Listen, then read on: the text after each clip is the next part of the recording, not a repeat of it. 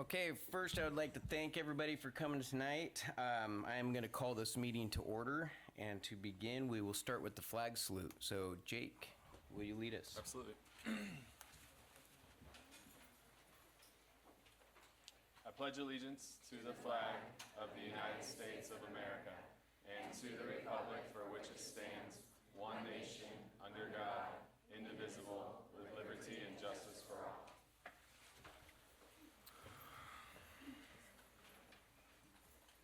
Okay, I do want to announce that Amber Baker will not be joining the meeting today. Donna will potentially be here late or on Zoom, but we do have enough to make quorum, so business will continue. I'll start with, do we have any changes or additions to the agenda? We do not this evening. Can I get a motion to approve the consent agenda? I move we approve the consent agenda as presented. I second. All in favor, say aye. Aye. Aye. Opposed, same call. Motion carries.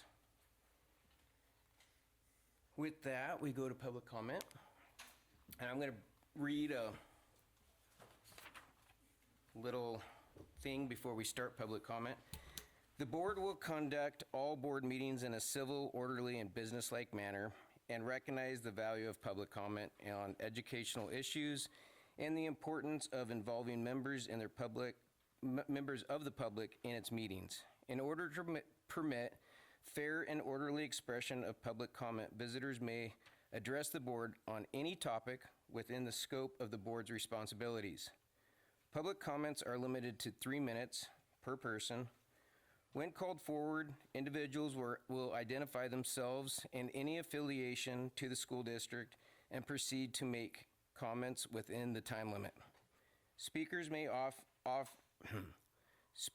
offer objective criticism of district operations and programs, but the board will not hear any complaints concerning specific district personnel.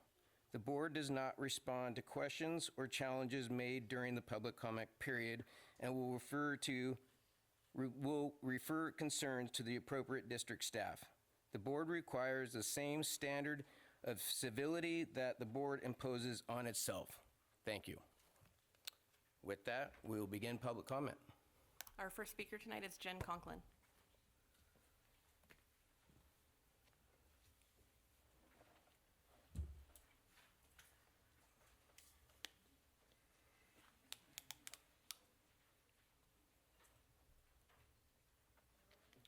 Let me turn it on for you.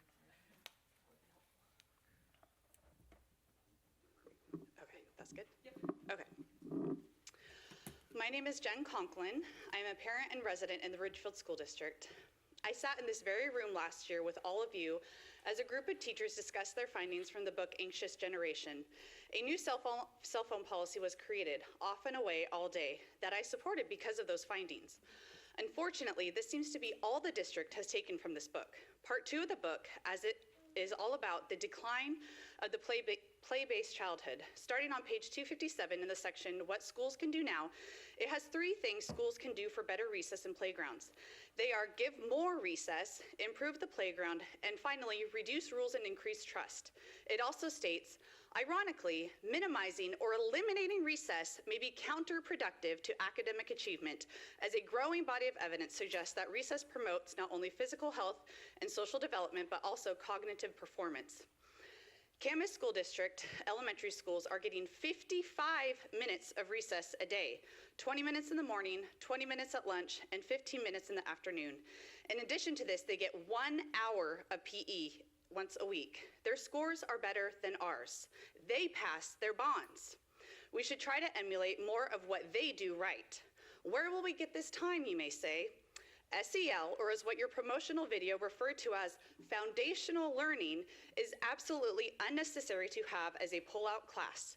Studies have shown that SEL works best when it is woven into daily teaching, relationships, routines, and school culture with explicit construction as support. A hybrid model is usually more effective than an SEL separate class or no SEL instruction at all. In order to create a separate SEL class that has shown not to be ideal, you are taking time away from music, PE, art, and recess. Where have you seen successful implementation of a SEL separate class?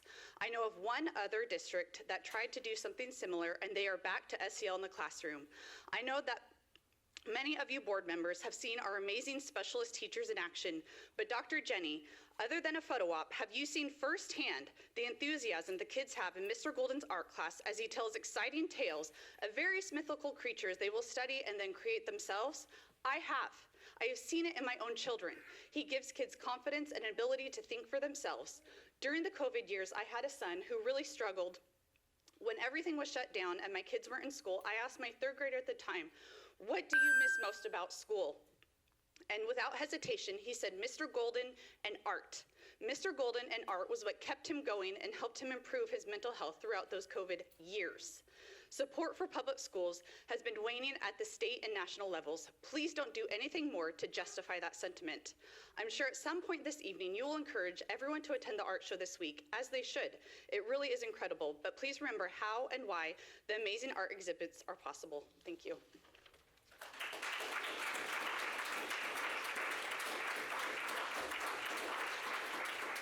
G.D. Carmen.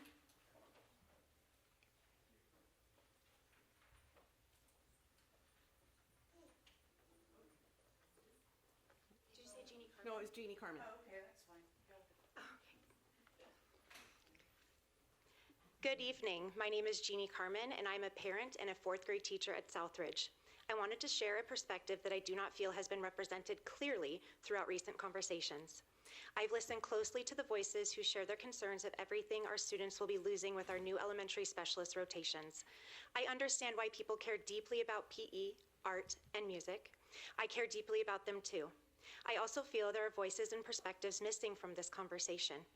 I have worked directly in both classroom and SEL roles and have seen firsthand the impact these supports can have for students. There has been so much talk centered on what students may be losing. I'm here tonight to talk about everything they can be gaining. As teachers, we do not only hear academic concerns, families consistently reach out about friendships, confidence, anxiety, peer conflict, emotional regulation, problem solving, and social struggles. These concerns are real and common. Providing a dedicated SEL block helps ensure all students have equal, consistent access to supports and instructions in these critical life skills, not just the students who naturally pick them up along the way. I'm also here as a mom. My son is currently a first grader in my building. He also has a genetic disorder called velocardiofacial syndrome, which impacts his speech, hearing, and both fine and gross motor development. It changes the way his voice sounds, the way he forms words, and sometimes the way others perceive him before they even know him. As his mother, there is nothing harder than wondering whether other children will take the time to understand him, include him, or show compassion when he sounds different than they do. At home, my husband and I work endlessly to teach perseverance, confidence, communication, friendship skills, problem solving, and self-advocacy. We celebrate the courage it takes for him to keep speaking up when communication is difficult, and we encourage him to keep trying when things that come naturally to other children are harder for him. But no matter how much love, support, and guidance we provide at home, there are some things children can only fully learn through direct instruction and real-time practice alongside their peers. My son and all of my students deserve opportunities to explicitly learn and practice skills like empathy, conflict resolution, emotional regulation, collaboration, perseverance, and self-advocacy in the very environment where they use them the most every single day, our schools. Those moments cannot be recreated at home. They happen through interactions with classmates, through guided conversations, through problem solving with peers, through learning how to navigate differences. And just as importantly, social emotional learning is not only for students like my son. It helps all children build empathy, kindness, patience, and inclusion towards peers whose differences they may not immediately understand.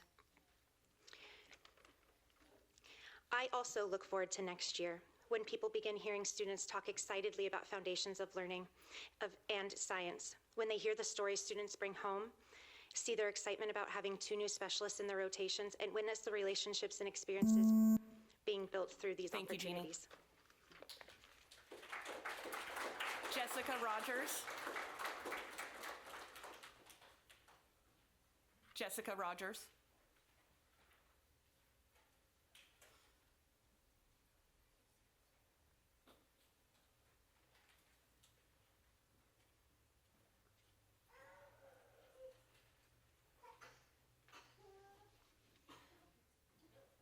Hello, my name is Jessica Rogers. I am a mom and a paraprofessional. Where is our standard of care for our teachers and school staff? What is our accountability as we end this school term? This year, teachers and staff are facilitating classroom moves, massive budget cuts, and schedule changes. And basic needs like enough moving boxes are not being met. They do all of this while managing a trust deficit that has been cultivated by a seemingly systemic lack of communication, transparency, and feedback. Teachers and staff make a difference. Teachers and staff are the difference. The way we support them is a demonstration to the community and to our kids that we respect their roles. You all hold incredible power to be the example of collaborative care for teachers and staff. Intelligent power never says it is what it is. Intelligent power says we can change how we lead. I'm just a mom asking this question. How are you going to lead us through the new school transition? Will there be better communication?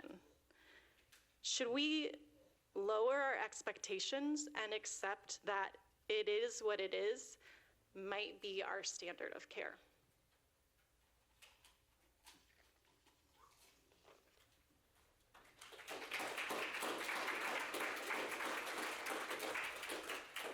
John Thomas.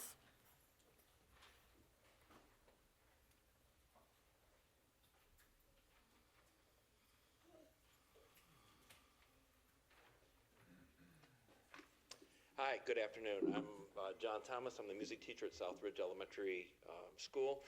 I'm here to read, I've been asked to read a letter on behalf of Christopher Mendoza, who's the parent of one of our third graders. Dear esteemed members of the board, I'm writing today to express my deep concerns over the proposed cuts to the arts in our school district.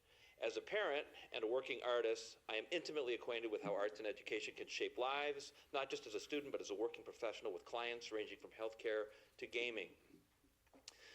My concern is not just for cuts to the art classes, but for all the proposed cuts as well, such as to PE. Though you may not see me as someone who values physical education in his daily life based on my own physical aptitude, I assure you I recognize the value it brings to our children. I won't take up your time with studies and statistics on the value that art and structured expression bring to developing minds. Instead, I would like to share my own journey as an example of how impactful and necessary the arts and those who are called to teach them are at every grade level. Throughout my childhood, my art teachers were instrumental in shaping my educational career and ultimately my professional career. In elementary school, it was my art teacher who recommended me for the school's gifted and talented art program. Having an adult recognize and nurture a growing talent gave me confidence and self-esteem that spread into all aspects of my education. I tried harder and achieved more in my other classes because I believed I could succeed. If I had to pinpoint the most important relationship throughout my high school career, it would be my high school art teacher.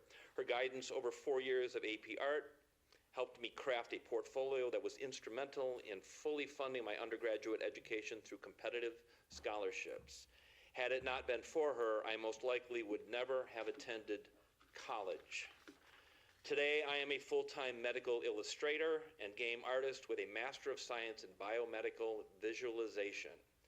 As a medical illustrator, I combine science and visual art to communicate complex topics to healthcare professionals and patients alike.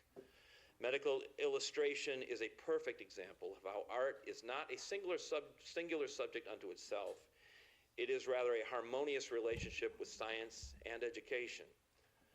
The point of my story is this. There are working artists in almost every field, and their work is all around us in our everyday lives. If you start cutting the hours our children spend learning through movement, music, and visual expression, you risk limiting their exposure to someone who might see their hidden potential and help shape their future. Thank you for your time and consideration in this matter. Sincerely, Chris Mendoza.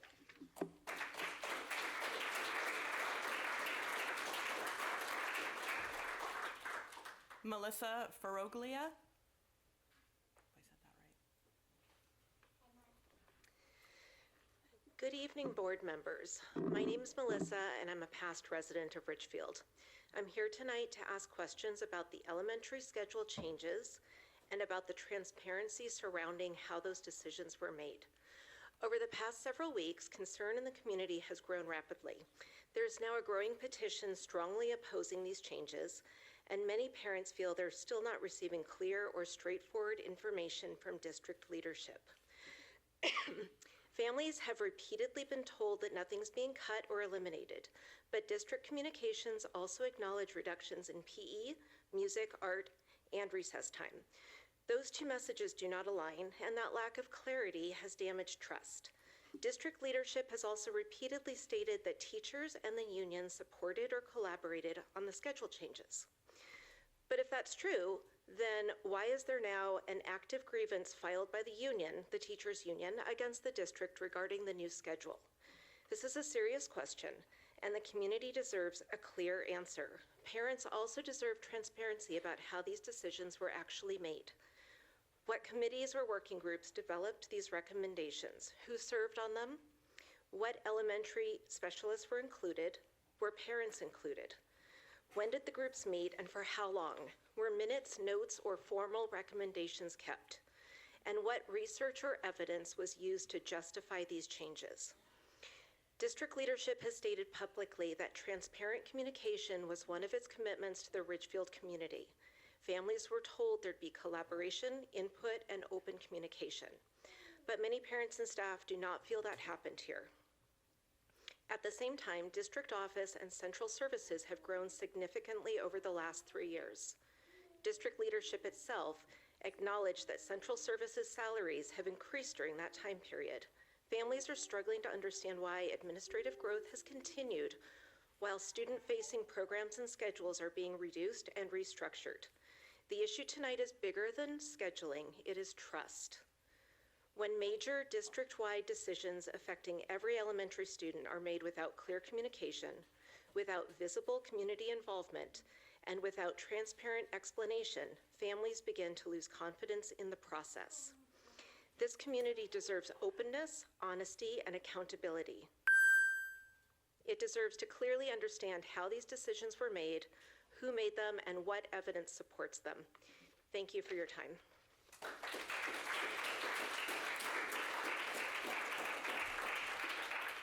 Italia LaRufa.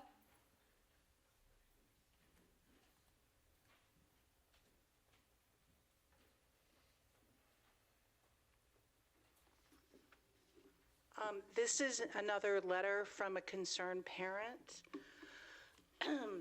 Dear Ridgefield School District Board members, I'm a parent of an elementary student in Ridgefield, and I'm writing to express my concern about the proposed schedule changes that reduce recess, decrease specialist classes, and increase in-class instructional time.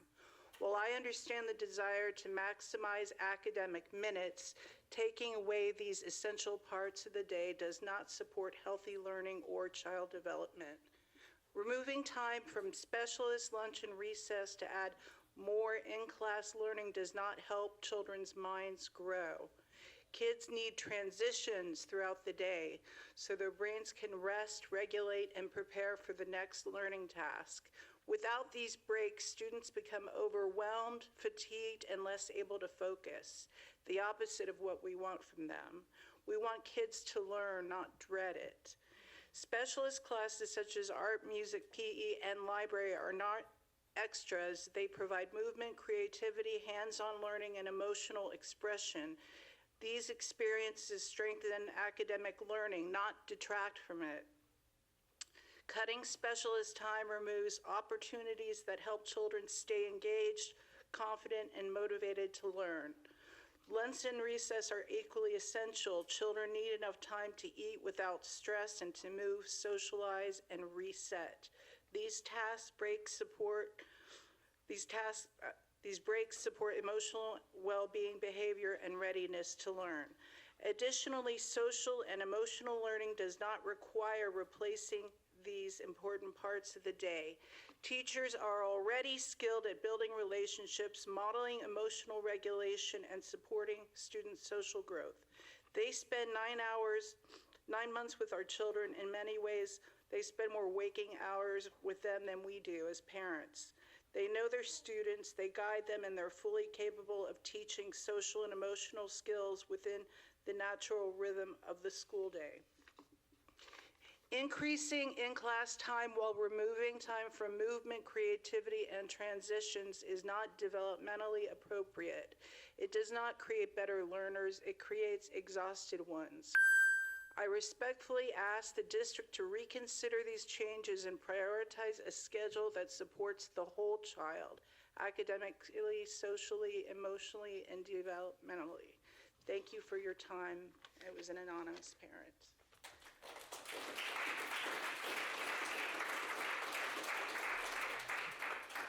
Raquel Cleese. Did you not? Okay. Okay. I just. Jared Hofeltz.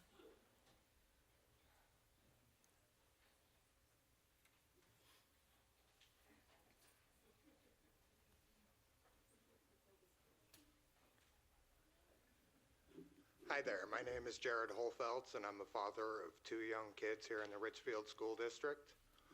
And I can tell you that art and PE are very important to both of them, as well as my high schooler that just got done with Ridgefield High. Music with Miss Brabant is one of the only reasons that he made it through school.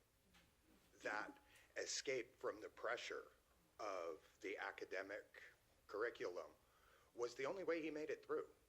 My daughter loves Mr. Golden. She loves art class. That is her favorite part of the day. And taking that away so that she can, or reducing that, so that she can sit there and learn skills that are already taught, integrated into the day through the integrated SEL that the teachers already teach, it doesn't make sense to me. I have questions about the transparency behind this as well. It seems from the public opinion here that not a lot of parents want this. It was decided that this was going to happen behind our backs, behind closed doors. Most of the evidence that I have been able to find shows that SEL is taught best as an integrated rather than standalone class. So my question here is, if this agenda goes against the science that says kids need a well-rounded education and movement, this goes against what the parents want, my real question here is, what does this serve? Because it is not my children, and it doesn't seem like it serves any of the other children or the parents in the district either. Thank you.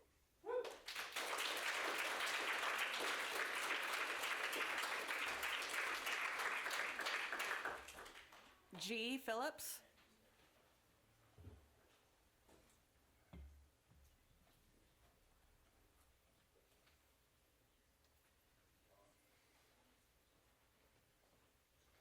Hello, my name is G. Phillips. I'm a student at View Ridge Middle School, and I've come to talk about the cutting of recess and extracurricular activities like art and lunch, music.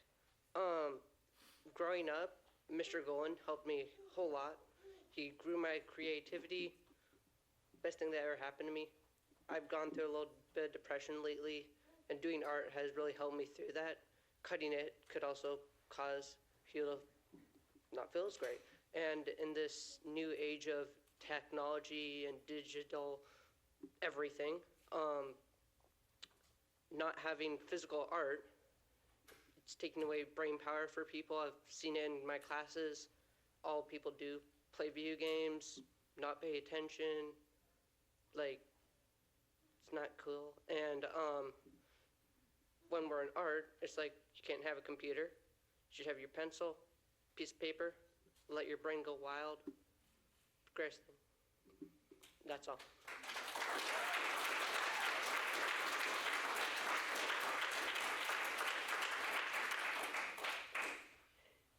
That is all of our speakers. Okay. I just want to say thank you to everybody that did participate in the public comment. We appreciate everybody's opinions and thoughts on these subjects, and we we have heard you, so thank you for participating. With that, we'll go into the superintendent's report. Thank you. We're going to begin this evening with our student leadership update, and I'd like to welcome to the podium Nathan Kim.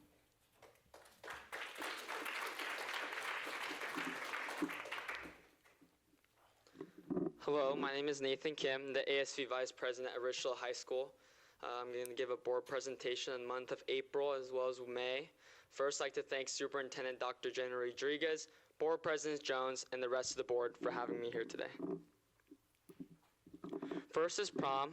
It was this last Saturday at the Hilton Ballroom in the Vancouver downtown area. It was a Vegas theme, and we had actually a record of tickets sold, 700 total tickets sold, and it's kind of crazy because they're only sold to juniors and seniors.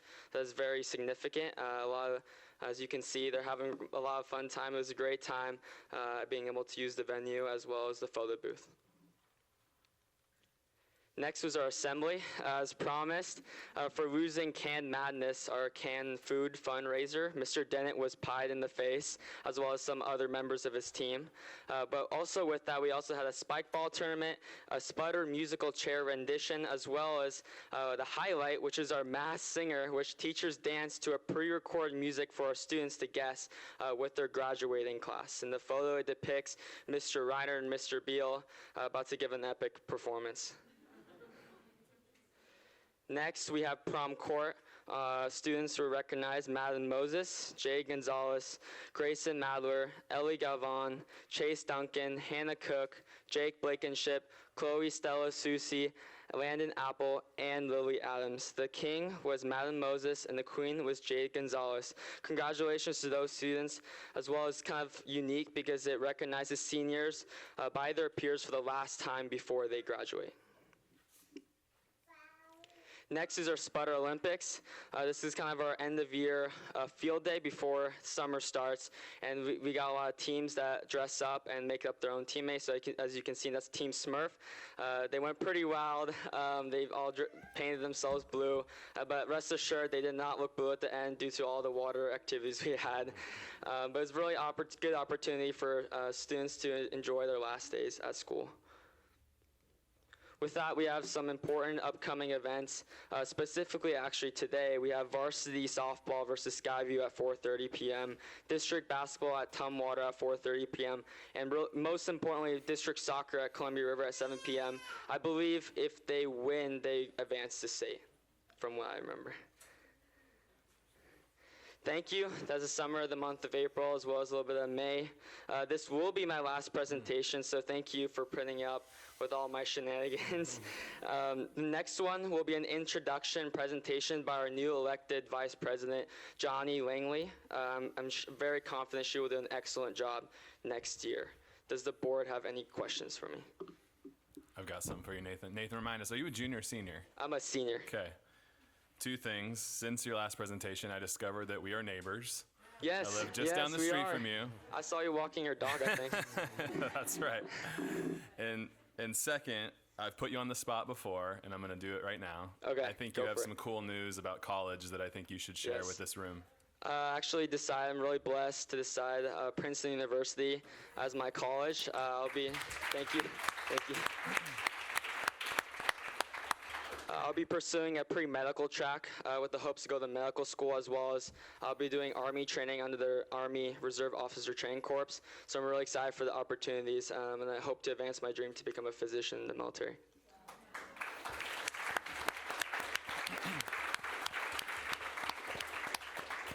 Thank you for your service, and best of luck. Thank you. I don't have any questions, but I just wanted to thank you for always presenting so many cool things that are happening, because we don't always get to see all the stuff that's happening at the high school, and we really appreciate you coming and representing and doing such a good job. So thank you so much. Thank you guys as well. I've really had an awesome time presenting. It's been pretty fun. It's the highlight of the month, so. That's kind. I promise. Yeah, Nathan, I just want to say that you are a solid representation for what it is to be Sputter and leadership of Sputters. So you're always dressed to the nine. Thank you. I know you had a list of opportunities of where you could go. I think you made a great choice. I love the ROTC part of it. So good luck to you. You're gonna be successful. There's no doubt about that. You have proven strong leadership and hard work. So good luck to you. Thank you.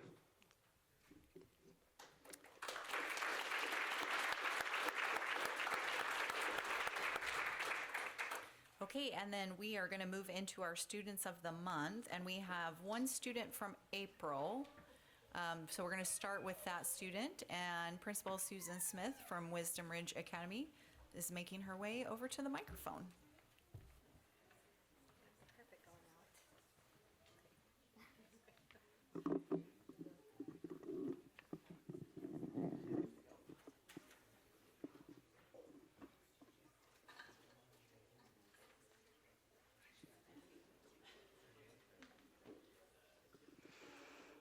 Thank you, Dr. Rodriguez. My name is Susan Smith. I get to be the principal at Wisdom Ridge, and tonight I get to honor our Student of the Month from last month, Faith Tyrell. Faith, if you'll come around and go right up the red carpet over in the middle.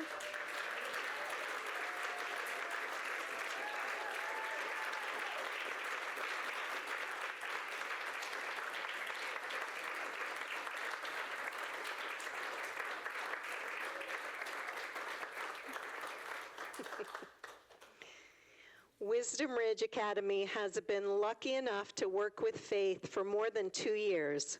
She is now in the spring of her 8th grade year and is truly soaring as an excellent Wisdom Ridge owl. Faith is a creative thinker who uses online tools to incorporate beautiful layouts and graphic design elements into her school assignments. She has a deep background knowledge and interest in children, including child development, the importance of play, and how children express their emotions. Faith also has an extensive knowledge about animals such as horses and dogs, and she has an amazing understanding of human history and psychology, the Avatar universe, and real estate in Japan. Okay. Outside of her schoolwork, Faith volunteers at a daycare and is a junior camp counselor at Camp Tamarack in Oregon, which is why we missed her last month. We could not be more proud of you, Faith, as we get ready to launch you off to high school in just a couple of months. You have definitely made our school a better place. Congratulations, Faith.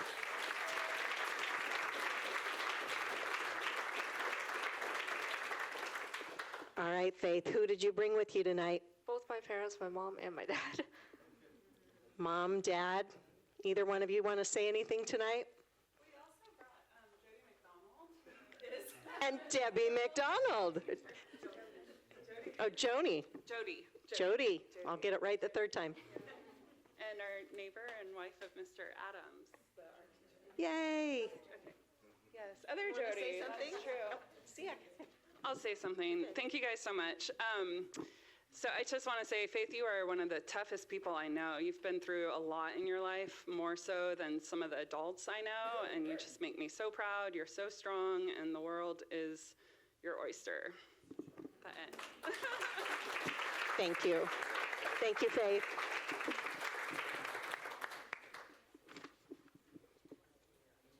Sure.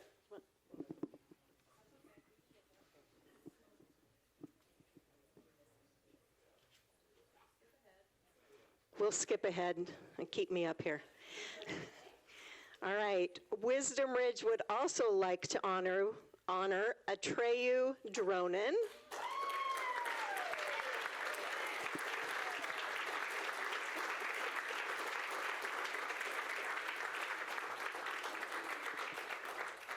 Well done, Atreyu.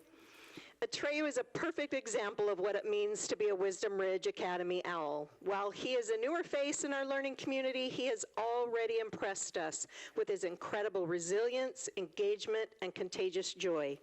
What truly sets Atreyu apart is his determination. He approaches every academic challenge with a can-do spirit that inspires those around him. Whether he's diving into a complex language arts project with his mom, tackling a new math concept with dad, or teaming with another Wisdom Ridge owl as they get hands-on with science experiments, Atreyu gives 100% every single time. He doesn't just complete his assignments, he engages in a way that shows true pride in his work. Beyond the grade book, Atreyu has undergone a remarkable transformation at Wisdom Ridge. He has shifted from someone who viewed learning as a chore to a student who embraces it. The shift is a testament to his own willingness to grow and his courage to try new ways of learning and doing new things. When Atreyu isn't engaging in academics, you might catch him building a pond with his best friend, kicking up a storm on his dirt bike, doing extra jobs to save up for his new e-bike, or brainstorming summer business opportunities like a true entrepreneur would. Atreyu, your positive attitude and the sincere joy you bring to your studies reminds us all that while learning can be hard work, it can also be an adventure. You have proven that with the right mindset, there's no limit to what you can achieve. Thank you for your hard work and being an amazing owl.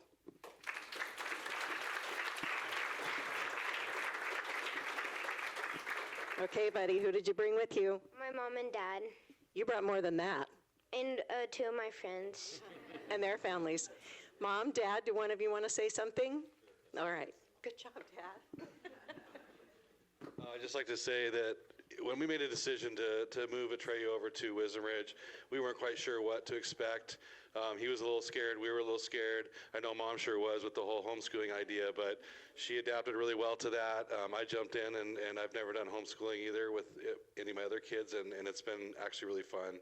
So we're really proud of Atreyu and the accomplishments he's made and the confidence that he's built, and he doesn't have anxiety anymore like he used to. He's fun, he smiles a lot, he sleeps in every morning like a kid should, and he's having a heck of a time on his dirt bike. So we're really, really happy with the move to Wisdom Ridge, and we love the staff there. Thank you, Dad.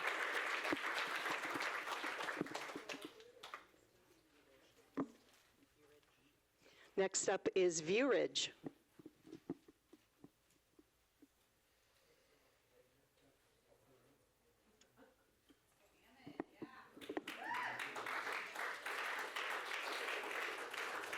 Hi, I'm Brian Heim, the Assistant Principal of View Ridge, and it's proud to recognize Ammon Neal as our Student of the Month.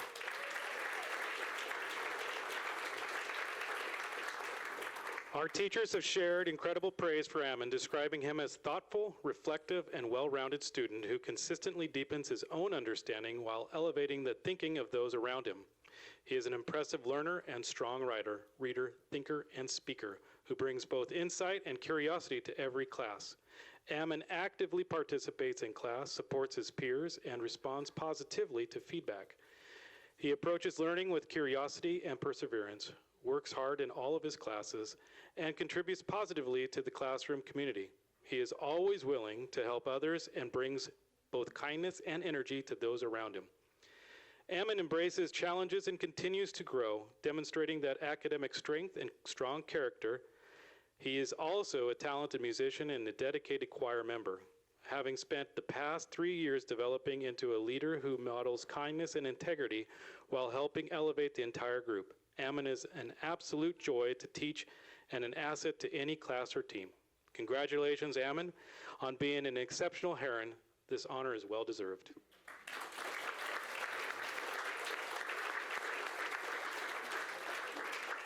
Ammon, who did you bring with you? I bring my mom and dad. Oh, I don't even have to ask. Come on up. Yeah, so Ammon has always been our really curious kid. And he has an awesome smile when he wants to use it. There we go. He's always been our one who asks questions, and we love that. I feel like that's something that he continues to do in his life, how things work, why something works, figure it out, researching, that kind of thing. If you ever see a creek changed in your neighborhood, it is because he and his brother are making a river wave. That's something they're working on right now. They've surfed river waves in Boise and in Bend, and believe we have a creek or a river that can happen. So I'm very proud of Ammon. We're grateful for the opportunity he's had to excel at View Ridge and for the teachers and support there. For music, it's really cool. They did have a lot of kids go to All-State this year, which was really amazing from our small school. And Ammon also plays the piano for choir sometimes also. He's done that at a district conference, so.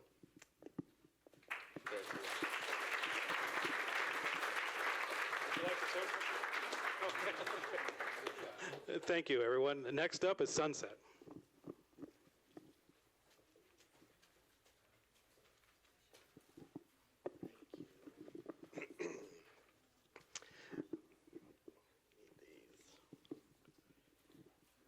All right, good evening, everyone. I have the privilege of recognizing Xavier Bosch. Xavier, you're going to walk around here, and walk all the way down the red carpet.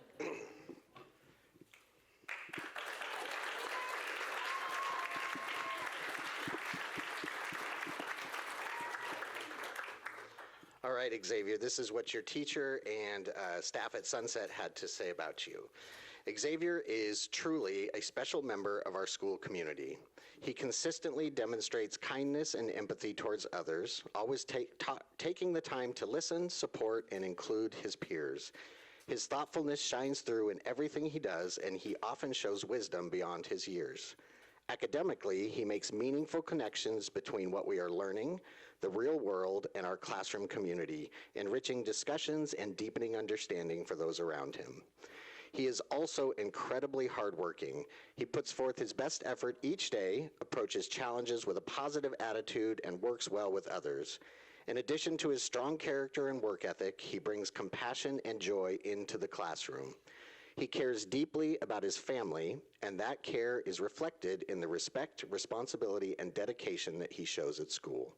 We are so proud to recognize him, and this is a special honor, Xavier. You are the final Sunset Ridge Intermediate School Student of the Month.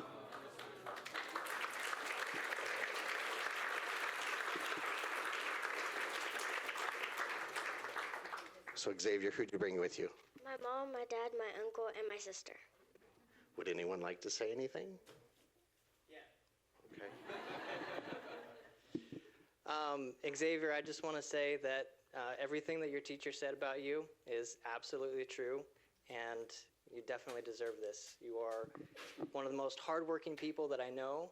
You have the biggest heart of anybody that I know, and every time I hear about something at school, you're always giving it 100%, and when I hear about the way that you talk about your peers, your classmates, I can tell it's with kindness in your heart. So I really appreciate you, and you absolutely deserve this.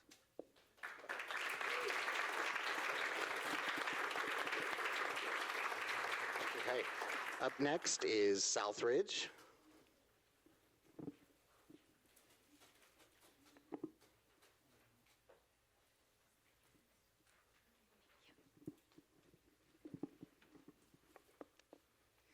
I'm Tawny Malone. I get to be the principal at Southridge Elementary.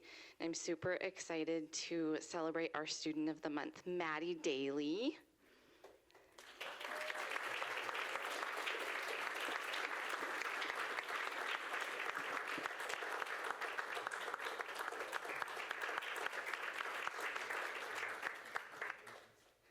Okay, Maddie, this is what your teacher had to say about you.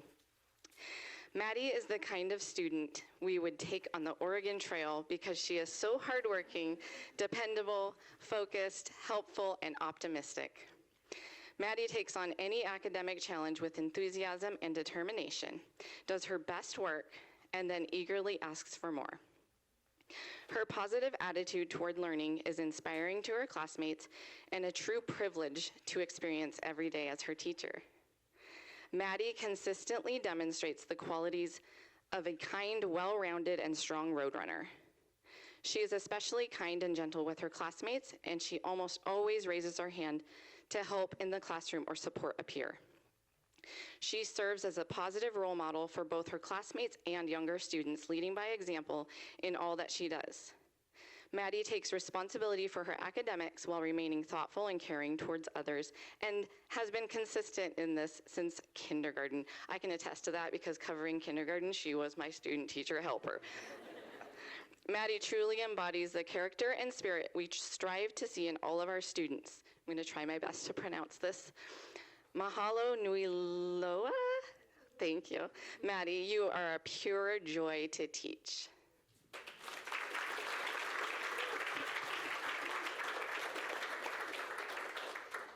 Who came to celebrate you today? My mom, my dad, and my little sister. Who would like to speak on behalf of Maddie? Didn't expect to speak today. We're very proud of Maddie. This honor isn't so much of a surprise because she's had like awards in the past, but to be recognized by the entire school board as Student of the Month is amazing, and we can't wait to put that in our yard. Tawny might know, but she is a competitive gymnast, so she spends as much time at the gym as she does in school. So the fact that she is still able to do everything that she needs to do at the gym and still become Student of the Month is very impressive. So we're very proud of you.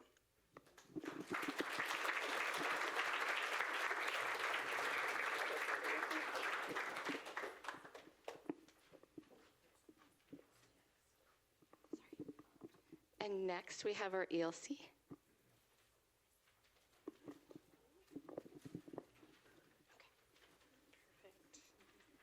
My name is Jamie Heim. I'm with the Early Learning Center, and Jace Boynton is our Student of the Month.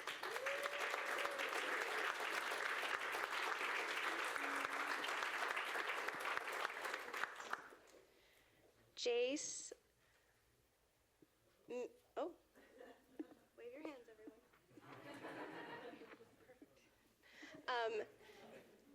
Jace, Miss Emmy, and Mr. Jeremy helped me write this. We want to let you know that you are one of our most wonderful hash browns at the ELC.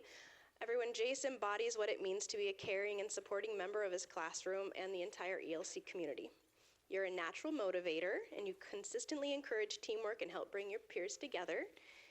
Jace is always ready to lend a helping hand and is known for being kind and welcoming to everyone. So one example that Miss Emmy shared with me was Jace had a classmate who was encouraged to find a friend to play with because he was lonely and couldn't find a friend to play with. And so he said, I want to play with Jace. And he went up to Jace and he said, Jace, can I play with you? And Jace said, of course you can. You don't even need to ask. And so this is just a simple moment, but it's a powerful moment, and it reflects Jace's inclusive nature, his ability to make others feel valued and respected and accepted. Jace comes to school every day with a great big smile on his face and a positive attitude, and he lifts up everyone around him. He shows genuine care and concern for his classmates, often checks in to make sure everyone's safe, happy, and doing well. He really wants to make sure that everyone is okay. So in addition to being a strong role model when it comes to following classroom expectations and routines, Jace is number one. So we are so proud of you, Jace, for demonstrating cooperation, being such a wonderful hash brown and such a wonderful part of Room 2. Thank you so much for helping make our school special.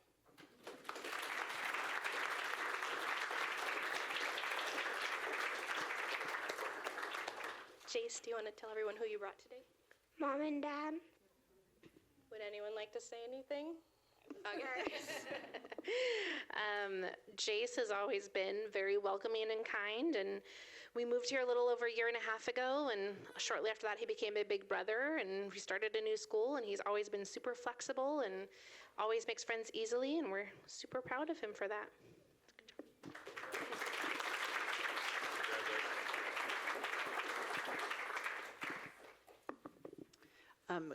You can go back up there, Chase, because we're going to do a quick picture with all of our Students of the Month. So if you were a Student of the Month honored tonight, if you would make your way back up front, we're going to get a quick group picture.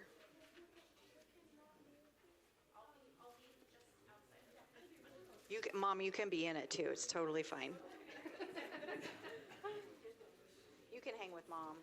It's all good.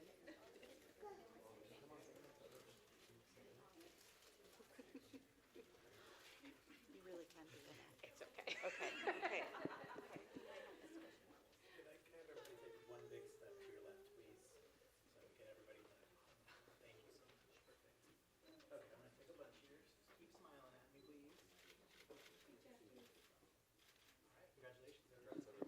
Congratulations.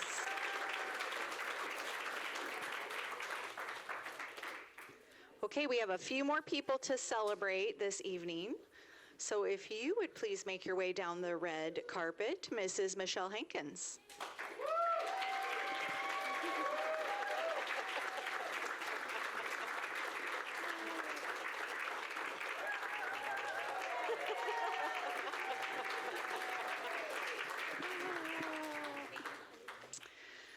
It's like you have no enthusiasm at all, Mrs. Hinkins.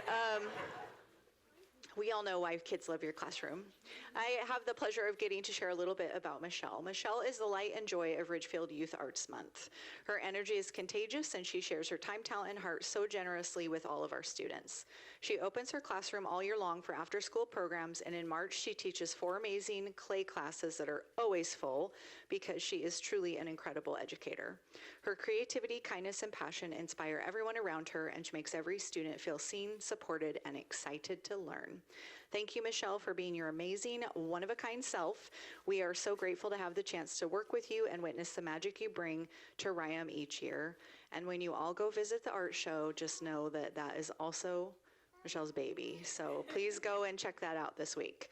Michelle, who did you bring with you? Well, I wish I brought my whole family, but they're playing baseball. So I brought my daughter, Ruby, who was also a student a month last year. So I feel like it runs in the family right now. So, and I was like, do I get a sign? No, just kidding. We live in Kalama. They wouldn't understand. I just want to thank Ridgefield in general. Like, this is my 15th year, and I don't know, I just love that I get to do what I love, and I've got to do it so long. And I think about, like, 3,000 students later, like, students come back, and I'm like, yeah, hey, and they're like, I'm 27, and I have kids. So it's been so much time, and I know so many people in this room, and it's just been awesome. So I just feel really privileged to finally represent the arts up here. So everybody should come to the art show tomorrow from 5 to 7, and Thursday 5 to 7 at the Performing Arts Performing Arts, yes, at the high school. So, because it's amazing, and all my colleagues work so hard, and all the students are amazing, and they make us look good. So, thank you so much.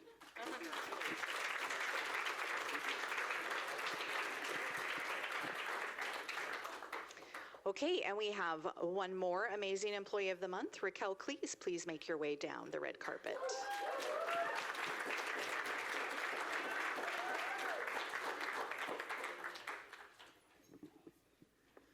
Very exciting to have you here this evening, Raquel. I get to read a little bit about you. Raquel's expertise and genuine commitment have earned her strong, trusting relationships with staff who view her guidance as essential to their students' success. Raquel's outgoing and approachable demeanor makes her a joy to work with, and her tireless advocacy for RHS students is evident in every interaction. She is deeply committed to building a special education program that meets the needs of all learners, drawing on her experience and vision to help create the most inclusive and supportive environment possible. RHS is truly stronger because of her leadership and heart. Thanks for being a part of our team, Raquel.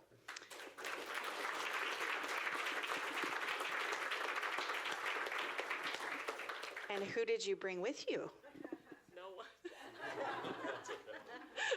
Sorry, it's soccer day at the Cleese family, so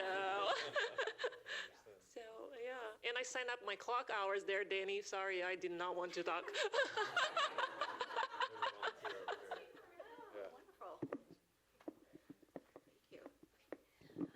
Raquel is one of our special educators at the high school, and I have known her for several years, 5 years. She came in super passionate about what she does, and she continues that to this day. So it shows in her interactions with her coworkers and the student that she works with. Every single day, she's helping build a phenomenal program, and I am thankful to call her my friend. Thank you.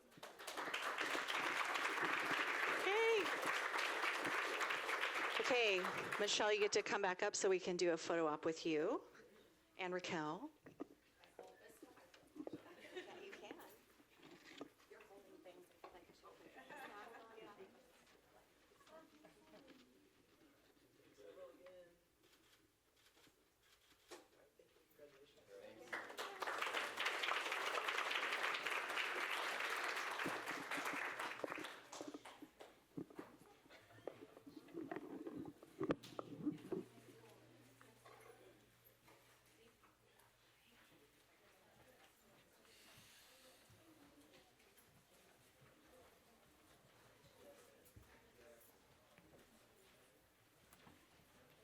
Break.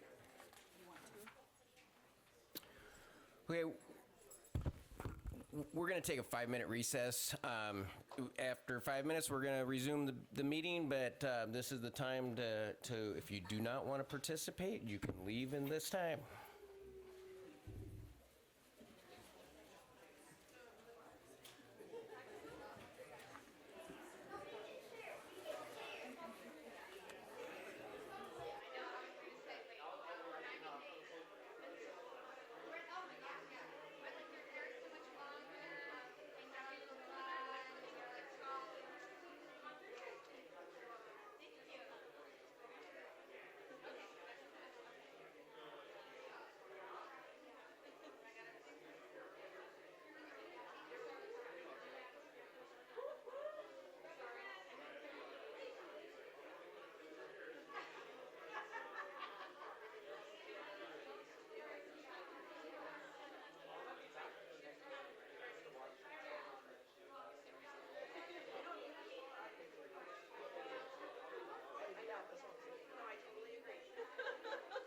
I would feel the same way.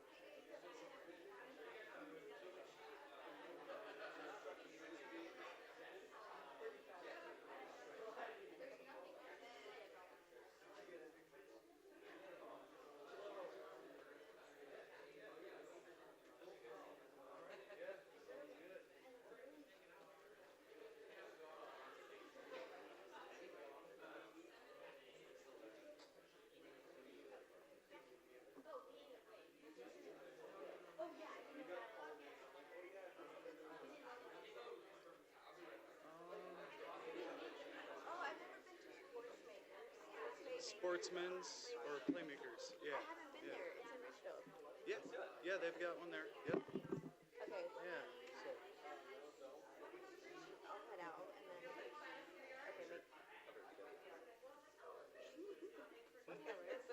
Hey. Xavier, congratulations, bro. Xavier. Nice job. Who do you want to put that in your dad's hair?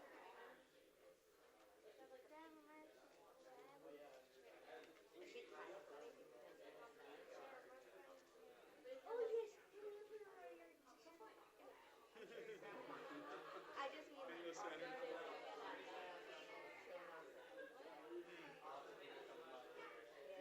Be like, wait, what?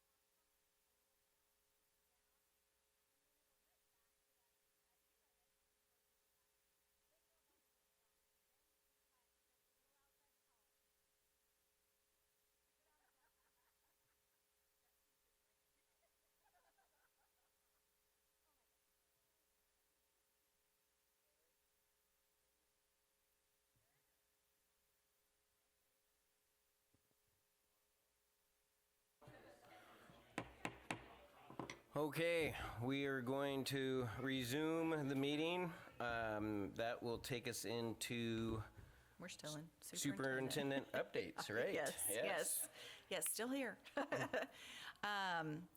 Thank you. We have just a couple of updates for you, but it doesn't want to click. That's okay. Okay, just a couple of, I won't take too much time, but continuing to just share with you state and federal outlook, public school funding outlook, and as we prepare and think about next year, just want this to be on the boards and the community's radar. The next Washington State biennium budget is 2027 to 2029. So this next year, we will have a 105-day long session in our state legislature. One of the most important things that happens in the long session is that the legislature passes a 2-year budget. That budget will impact 2 school years because of the way that it works. So it will impact the 27-28 and the 28-29 school year. There are a number of groups, as you're aware, across the state that are working on potential solutions for sustainable public school funding. Lots of advocacy has been done over the last several years, and folks are continuing to try to find solutions. One of the groups that is working on this is the K-12 Funding Equity Work Group. This group was put together per a 2025 legislative mandate, and they have directed OSPI to put this work group together and recommend changes to the existing prototypical school funding model. It is complex, as you know, and the report actually isn't due until 2028. OSPI, however, is fast-tracking the work and plans to release it prior to next year's legislative session in the hopes, I think, that some concerns may get addressed in this 2-year biennium budget rather than another 2 years out. The OSPI recommendation is going to just be focused on the prototypical funding model. It isn't going to address other public school funding concerns such as the levy lid, local education assistance, regionalization, cuts to transitional kindergarten and early learning, shortfalls that persist in special education and operating costs, or a plan to address deferred maintenance and capital improvements. Sometimes a picture is worth 1,000 words, so just a quick little did you know. MSOX, it stands for Material, Supplies, and Operating Costs, so I'll just refer to that as operating costs. So the funding gap in the last full school year, 24-25, amounted to almost $200 million across the state. It's 12.1% that was unfunded by the state. And when it's unfunded by the state, it is then up to the local community to cover those basic education costs through local levies, through enrichment programs and operations levies. In special education, this is probably the most significant. You can see that for last school year, the shortfall across our state was $531 million, or 18.5%, which is unfunded. And again, this is for basic education costs. This isn't for bells and whistles. And then additionally, the other one that has been tracked for a number of years across our state is student transportation. And we see a 7.9% gap in that funding from the state, amounting to almost $63 million additional dollars. All of these graphics, the statistics, the sources can be found at the website www.waschoolfunding.org, which is linked in the presentation and will be available on our webpage. You may be thinking, well, that's great, that's across the state, but what does it look like here in Ridgefield? So one of the tools that was built in the state this last year, courtesy of the AESD, is something they refer to as the Big Three analysis. So you can go to that waschoolfunding.org. There is a link to this tool, and you can look at those 3 areas: operating costs, transportation, and special education, district by district across our state, or you can see the picture for the state as a whole. So I wanted you to be familiar with just what is going on here for us in Ridgefield. The data goes back 3 full cycles, school year. So you have data from the 22-23 year, 23-24, and 24-25. In some of these, there's also an estimate for 25-26, but as you know, we're still in that fiscal year for schools, so that one will tend to fluctuate a little bit. First up is transportation, and we have an amazing transportation co-op, K-Whirl, in partnership with Kalama, Woodland, and La Center school districts. It's operated by Woodland School District, and they do an amazing job managing our resources, tapping into every grant they can find at the state and federal level from lots of different places in order to keep our bus fleet out there and running well. And despite that, you can see we still aren't having enough funding for transportation. The green bar is the funding we receive from the state or the revenues. The blue bar is the actual costs or the expenditures. And you can see the amounts year by year. If you look at it combined, if you will click for me, Danny, the shortfall over the past 3 school year cycles, it goes up year after year, and it is projected to be almost $500,000 in the current school year. We'll go to the next one, special education. Again, you can see those green bars are shorter than the blue bars, and that is a problem.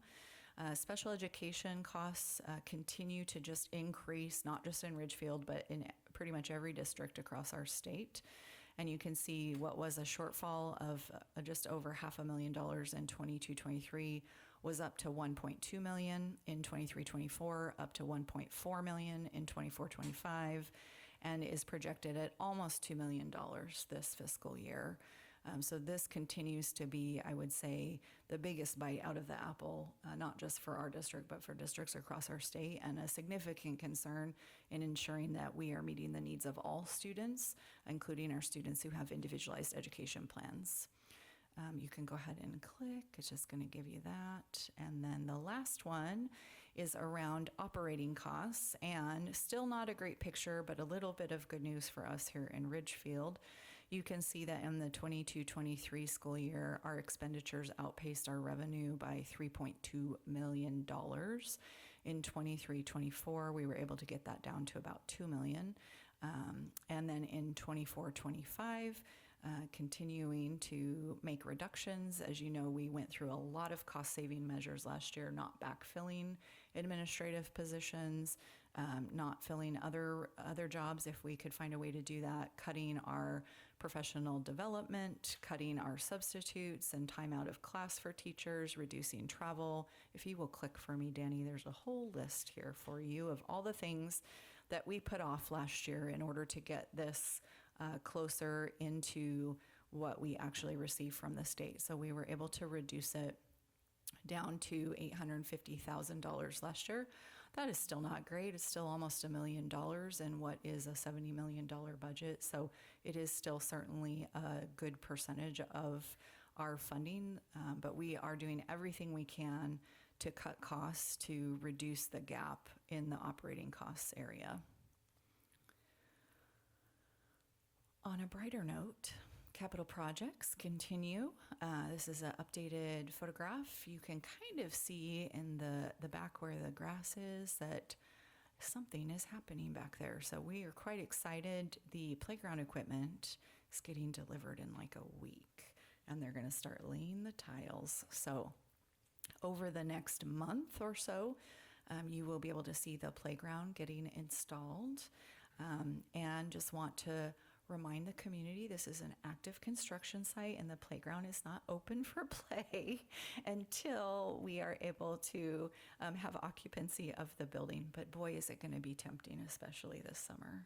So we're excited though to see that starting to come together. Again, you can check out the live stream. The link is there. It's available on our website as well. But it's really fun to just see what are they working on today at the site. And then for my Tell Me Something Good, I'm actually going to give some of our time today to some of our representatives from our Superintendent Student Advisory Council who are bringing a policy draft to the board for consideration this evening. I did want you to see all of the students who are a part of that Student Advisory Council. The ones with the asterisks are here tonight to present. So with that, I'm going to invite my friends up to the podium.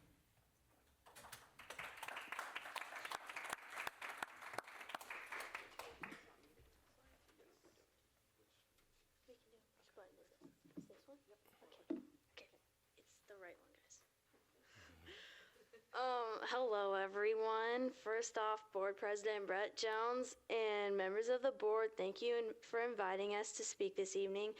We represent members of the Superintendent's Student Advisory Council. I'm Madison Ingham, and I'm a junior. I'm Jonah Wright, and I'm also a junior. I'm Lorenzo Hardy, and I'm a sophomore. And I'm AJ Trethaway, and I'm a freshman. Okay, first off, just a little bit about our advisory council. Several members of our council participated in strategic planning. Our council started meeting in March 2026. Members participated in RHS assistant principal interviews. Our goal of this council is to develop a student board representative policy, which you guys are going to hear more about. And it's a committed team of 16 students. Yeah, thank you. I'll go over our goal first. The big idea here is that we want to ensure that students' voices are heard. We want kind of a formal representation, students to the board, but also like a connection back from board to student body. We want more communication there so that the student body can understand what's going on behind the scenes. And as to how we got there, our process, over the times we've been meeting, we've been conducting open discussions about different processes. You'll hear more about what we landed on from Lorenzo. But you know, we reviewed a bunch of these policies and procedures, and they were different. Some of them had 1-year terms, 2-year terms, how many representatives. And so we came together to decide what we thought would be best for our school. After that, we drafted our policy with the best features that we felt would suit us best from each of the examples. Thank you.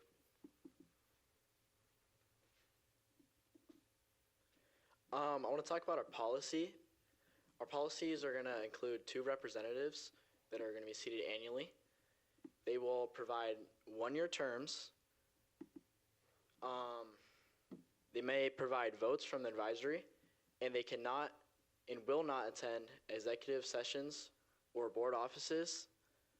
And then let's talk about the procedure. The responsibilities are to attend board meetings, serve in the community as a guide and a mentor for other people, be part of the advisory vote in certain situations, and a selective process, which includes an application, interview process, and a final selection by the interview candidates. Thank you. And then more into the applications, what will be found on the applications, we'll have them list like personal qualities and a written statement, which will be like a question or a prompt. There will also provide 3 reference letters. We are still mostly deciding, but we've kind of got it down to one community member and like a teacher or staff members from our school or any school. And then also their high school transcript, which would include their GPA and stuff like that. Thank you. Does the board have any questions? Can the 4 of you tell us, excuse me, your personal interest or the interest that you're hearing from your peers in terms of actually sitting in those 2 seats? Open to anybody?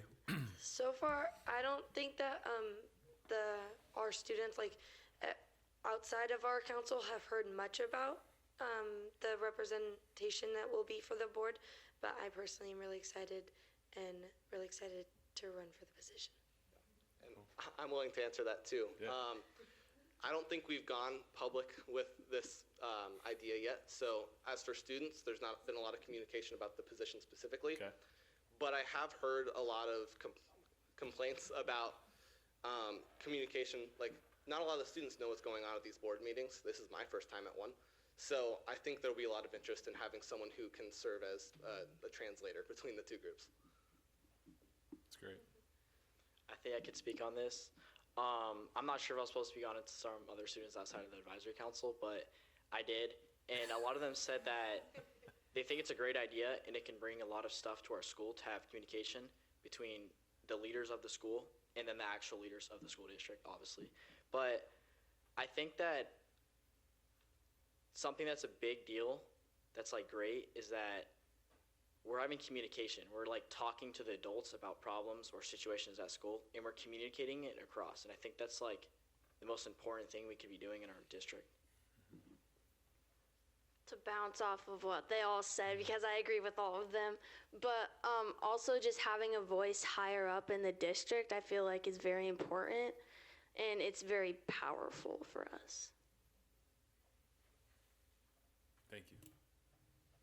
I have a question about the application process and what the timeline looks like. What are you guys thinking about? Like, walk us through what it's gonna look like from your end. We haven't got it nailed down yet, but we're thinking of having applications be available in March, and then throughout April and May is when we start narrowing it down and getting that, and then we'll have interviews April and May, and then we'll have interviews in late May to early June, so that so that they're coming to the school school boards, and they can hear about meetings and stuff, just so that they can get a little lay of the land before they step into next year's term over the summer.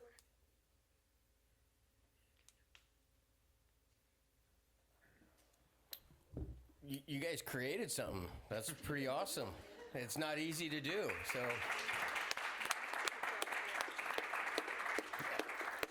I think it's good. I'll be honest. I was like, kids are gonna be making these decisions, but I talked to other districts, and they said it's important to have that voice, and then so I've switched to the other side. Yeah, I look forward to having your guys' insight. It's something that I have to remind myself. It was 30 plus years ago that I was in your shoes, and things have changed a little bit. So appreciate having you on board. Thank you. Thank you. They're being very kind to you, so I'm going to grill you a little bit because I know you're prepared for it. Could you guys just talk a little bit, because there were some things as a board, I will say when I first arrived and I said, hey, do you guys want to do student board reps? President Jones was like, yeah, I don't think so. So they have really come along and understand the importance and the value of student voice. But you guys had a lot of debate over some of the components in this policy and procedure around, should it be 1-year term, 2-year term? Should we have 1 person, 2 person, 3 people? How many reference letters should we require? Some of you are really tough judges, I'm gonna say. So I would love if maybe just each of you could share one thing that was some debate, and kind of why did the group land where they landed? We decided on a 1-year term instead of a 2-year term, and that's because if a senior wants to run, then they're gonna graduate, and then they're obviously not gonna be here next year. So I thought a 1-year term would be a good way out for maybe somebody that doesn't want to commit to the position anymore. There's a way out, and then we can also have new ideas and things like that. We originally landed on a general from 2 to 5 reference letters, and we kind of settled on the sweet spot of 3, just because you can get a broad scope without having to obviously read 20 pages of reference letters. But we wanted at least 2, because then they can't go to their favorite person in the whole world and bribe them or something. And they also, obviously 5 is a lot. So we just kind of settled right in the middle of 3, but it was a hot topic of conversation.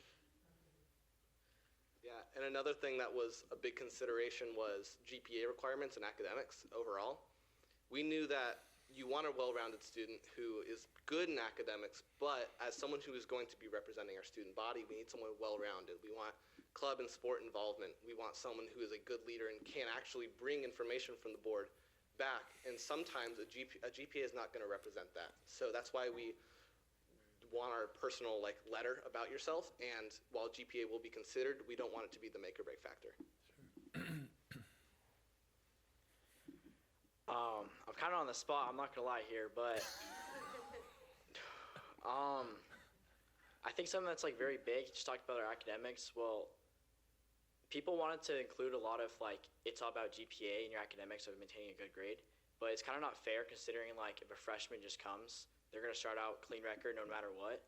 And if someone's like a junior in the running to be on the term and they get that, their GPA might be a little high or a little low. It depends on what classes they've taken, which matters because you can take AP classes, which can be difficult, and you might maintain a C or B average considered than like the regular standard, which is an A. And then it might be very difficult to like conclude on like a GPA standard. So we kind of put it out the question and we thought, okay, well, let's not do like based off grade letters. And then we said, maybe we shouldn't, if you're failing a class more than 30 days or something like that, let's talk about and discuss a way to like put it down. Academics do matter, but it shouldn't hold you to who you are. You did great, Lorenzo. Yeah. You guys also had quite a conversation around attendance, and it's something that the board has talked about previously over the last couple of years. So could you just talk a little bit about like where did we land on that attendance issue? We did have a lot of discussion about it. We were looking at the same thing for like sports and stuff that you can do. I think it's 10 excused absences, I believe. So an excused absence or like obviously like sports and stuff, those won't be counted. But for detention, I think are we doing something with tardies? No tardies. Tardies aren't counting towards this, but we are looking at if you miss a certain amount of days of attendance, you'll get like no unexcused absences, and then you won't be participating in board decisions and stuff.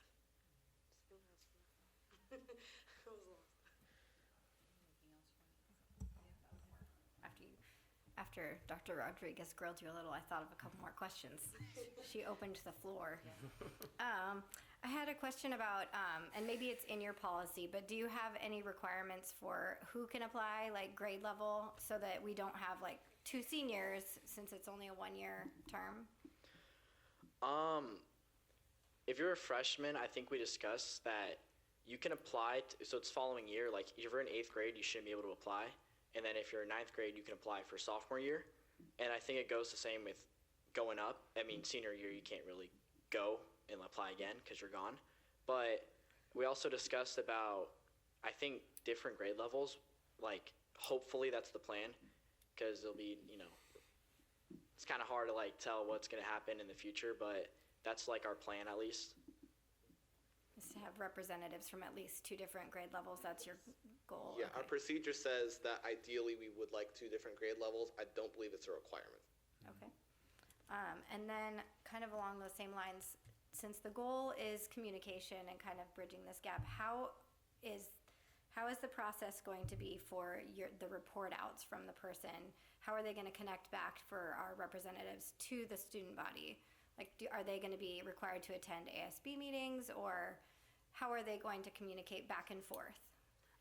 Yes, we did talk about them being in communication with ASB, and then ASB, because ASB is kind of like the whole thing. So being in communication with them, it would be very important. Also, I know a lot of kids use social media and stuff, so we're thinking, obviously I see all the city of Ridgefield and stuff like that, and Score and stuff, but we're also thinking we could make a social media account for this and just be like this is what students need to know about, let's say, last week's board meeting or something, just as like a quick, like snappy thing that will hold their attention long enough to get the necessary information. I actually talked with Dr. Rodriguez about this briefly, about maybe doing a board meeting in 60 brief overview. And so if we ended up opening a account for that, I think that'd be something we'd be interested in. What is a board meeting in 60? I apologize. It's just a 60-second overview of 60 seconds, the most important things like, discussed. Is that a thing? 60 seconds? Okay. They, Great. for some reason, don't want to watch the 3-4 hour whole videos about the board. So, yeah. I'll just share one thing. Since I've been on the board, I've been behind this concept, and I've been able to go to our state school board conference 3 different times. And each year I get to meet a few different student reps from other districts. I'm a product of Evergreen School District, and they've got a cool model where it is a junior senior, and so I got to meet the 2 ladies. So I'd challenge you to maybe pick their brains as someone who's more local. My only hope was that we did this the right way and made sure that if we're going to give a seat to a student, they're empowered and they have the chance to really share their voice. And I think that starts with the work that the 4 of you are doing. So really appreciate the time you're spending on it. And it's not just the 4 of us. All of Sure. us are battling it out and everything. All of us are doing so much, and it's crazy how usually in like a class there's some quiet kids and some really loud kids. We are like all those loud kids together, and it can get pretty hectic, but we put out so many good ideas. Yeah. Good job. Thank you. I do want to say a huge thank you to Dr. Jenny Rodriguez, because this wouldn't be possible without her, and her work and dedication for us has shown, and we are very thankful. Very kind, thank you. Oh, and snacks. Oh, yeah. That is all Miss Danny, the snacks. Snacks. Yeah. We do try to feed them. They're growing young people, so thank you. You guys did amazing. Yeah, we asked the whole room, like, who wants to present? And I think these 4 were at a table, and they were like, so they proudly took that on. So we will circle back to this when we get to new business tonight. So with that, that ends the superintendent updates. All right. Thank you, Dr. Rodriguez. We will go into board communication. Donna is on. We'll start with her. That's mean, Brett. Jake is supposed to go first. Sorry, Donna. That's okay. I'm laying here with ice on my foot. So I did enjoy the presentation tonight from the students. It was nice to hear how much thought they had put into it. And I did have a question or 2, but as I listened to the whole presentation, they got answered. So thank you so much. And that's all I've got. Thanks, Donna. Take care of your foot. Jake. Want to say congrats to students and employees of the month. Always a special night, and special when I know a student particularly better than the general crowd, and seeing somebody that is in my life be awarded is pretty special. And I want to address public comment. I know we aren't required to. I feel awkward if we don't address the comments in the things that our community shares. I've done it before. I'll continue to do it. So a lot of thoughts have laid out that I want to share. First off, just appreciate Jen and 7+ others that choose to speak up. I've often said I wish we had more public comment. I wish we had more people engaged, sharing their thoughts and their sentiment around what we're doing as a district. I think it's important. Often these conversations bring me back to providing a clear reminder of what we do and what we don't do as a board, and I think that's important. It's not an excuse, it's just a refresher. When I think about the decisions we approve versus the decisions that we empower, those are different things. The top of our list is curriculum, budget, policy, the expectations and accountability around learning goals. At the end of the day, that's what we're here for, is student outcomes. And I do trust our leadership with Dr. Rodriguez and Central Services team to make those educated decisions, even when they're not popular. And on the public comment note, I think it's great. I would also challenge the folks that spend 3 minutes of passionate opinion and information for us. I'd also challenge those folks to come to us directly. We all host some type of form that makes us available. We all have our emails available. I know if you reach out to any of us, we're very inclined to grab a cup of coffee or meet or have a phone call. So I challenge that to be in addition to public comment and not just one or the other, especially for folks that have a personal connection to one of us or know us. I just welcome that forum for us to be available and for you to be able to come to us and say, hey, here's what I'm thinking, here's my opinion, in addition to sharing it publicly, because I think there's a great space for that. For me, this decision around the school schedule, it's big and it's important to a lot of our parents, and it has huge impact on student outcomes. It's not something we voted on. I just clearly lay that out. That's a decision that is at the admin level, and our job is to empower our leadership to make decisions like that. Doesn't mean we can't take opinions back and go back to the drawing board and ask our leadership to reconsider, to do something different. So I welcome the research and perspectives that people shared tonight, and would love to hear more. I would welcome response from our union, who apparently maybe isn't as on board as I may have thought. So would love to hear that from our teachers union, and maybe their thoughts and input as to what the process looked like from their end. So I just share all that to say that the communication's great. I applaud everyone who's willing to step up to the mic and share their feelings. And I'm offering no promises here. I do see both sides. I'm a huge advocate for activity and creativity, and there's a tough balance between us as a board addressing assessment scores that need to be higher, and I think there's two schools of thought of more instruction or more freedom. I'm not the expert there, so I'm willing to listen to people that have opinions and have had kids go through it. Saying all that while also at this point trusting what our team has put into place, but willing to continue to discuss. With that said, a week from tomorrow, May 20th, I have my last community exchange with City Councilor Ryan Davis. So if you'd love to talk about that more, that's a great time from 4 to 5 p.m. on Wednesday the 20th at Little Conejo. Happy to have discussion. The student board, very, very cool. Excited to see us getting some traction there. And we've referenced the art show, which I'm excited to attend tomorrow night and let my 3-year-old hand out my ribbon on my behalf to the best piece of art. So I look forward to it. Thank you. Thank you, Jake. Amanda? I also was going to highlight the art show. As we all know, this district does love arts. I am especially excited that it's a 2-day event this year, because I know it's very difficult to make it sometimes to that one and done sort of special occasion. So I'm super excited. I'll be at the Thursday event, probably brief. And also I saw a flyer that the Golden Spud reunion is on Sunday for graduates that are, is it 50 years past? So 50 years of graduates. I think those kinds of events are always really exciting. Hopefully some of those Golden Spuds come to the art show. I love the intergenerational mingling that happens and just kind of the natural learning from each other. I think it's really lovely.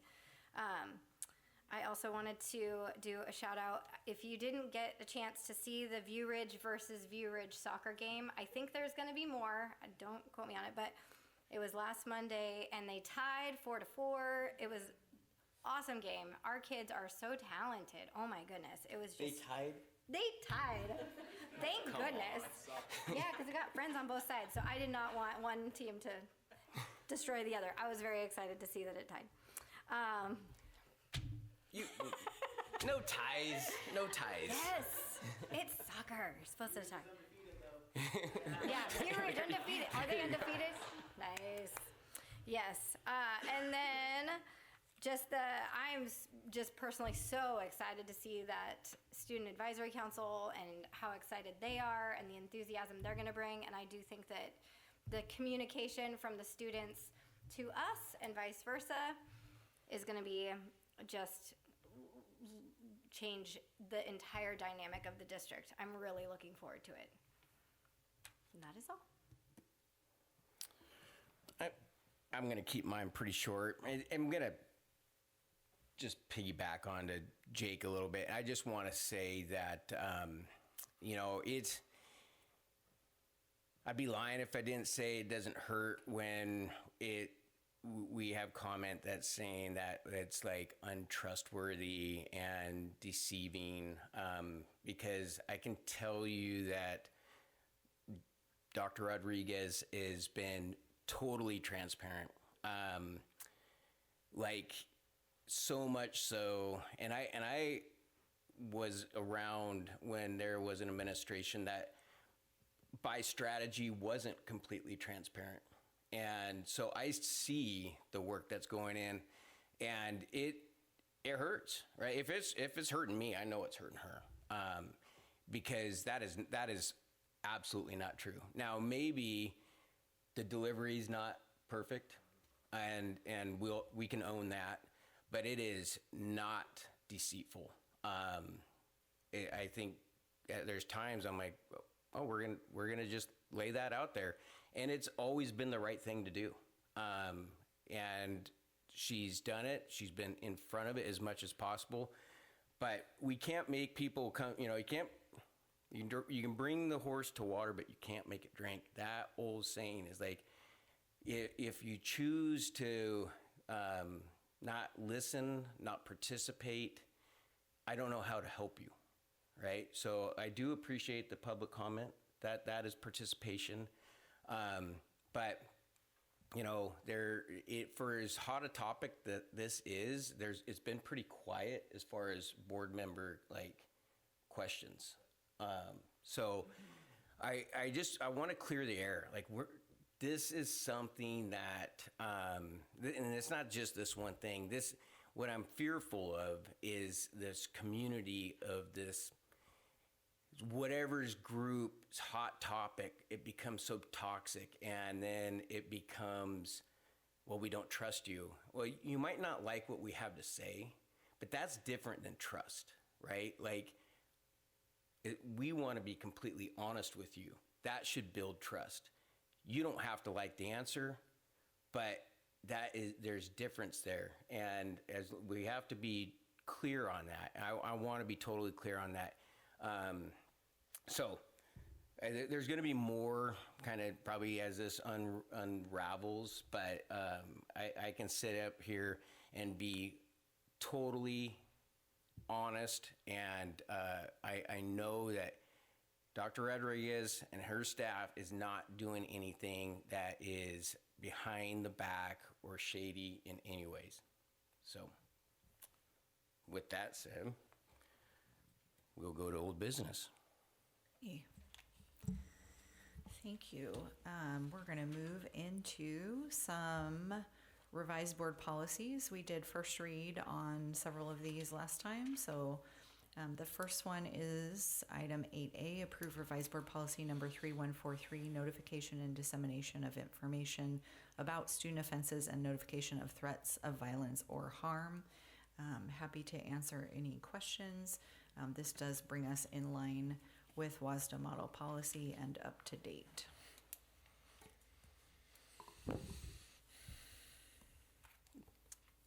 I move we approve revised board policy number 3143, notification and dissemination of information about student offenses and notification of threats of violence or harm. I second. Any discussion? All in favor, say aye. Aye. Aye. Aye. Aye. Opposed, same call. Motion carries. It's the voice from heaven. Yes. We're all thinking it.